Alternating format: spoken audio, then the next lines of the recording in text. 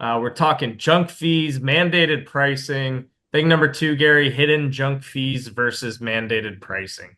So, Rob, you know deep knowledge investing's opinion, in my opinion, of governmental overreach and excessive regulation. But we are going to break form here and actually applaud the current White House, the outgoing administration, on a new regulatory rule they put in place. I know this is, unusual for us to be saying, hey, more regulation, we're in favor of it.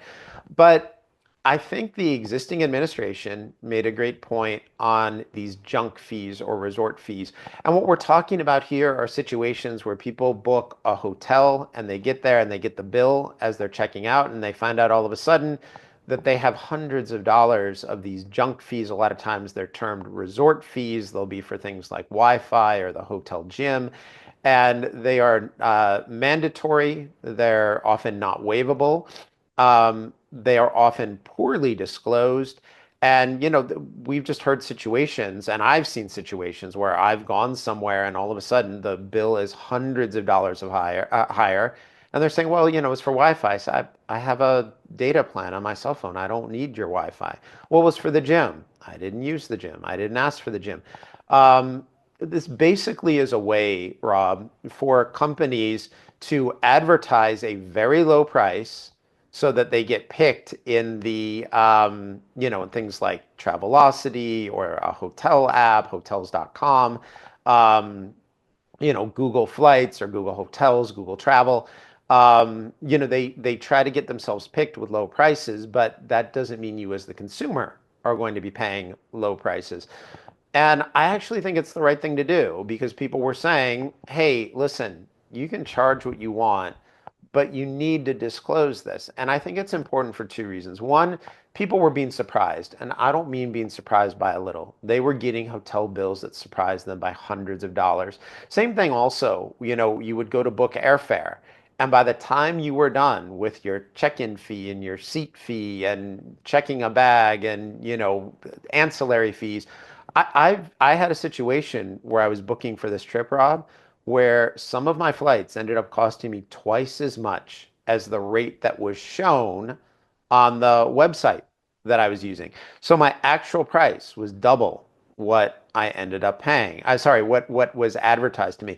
Now, part of the problem is it's costing people a lot more money, but beyond that, it's taking people hundreds and hundreds of extra hours because instead of saying, okay, my rate is $200 for this airfare or $75 a night for the hotel or whatever it is, um, you go to book it and then you find out, oh no, it's so much more. And so then you have to go book again and you spend hours looking through the fine print and you're scrolling through, just you're looking through all the fine print at the bottom looking for where the stuff is disclosed.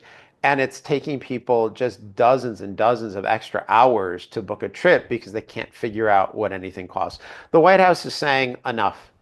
Give people a final fee and advertise yourself based on what your customer is going to pay. And I think that's a good idea.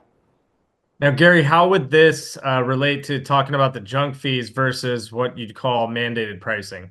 So I think that's the key question, Rob. One of the things that we've been very much against is mandated pricing. Candidate Kamala Harris was talking about fixing food prices. We said that's going to lead to food shortages. President-elect Donald Trump was talking about limiting things like overdraft fees or how much banks could charge people. We said it's a bad idea. These people are going to be debanked.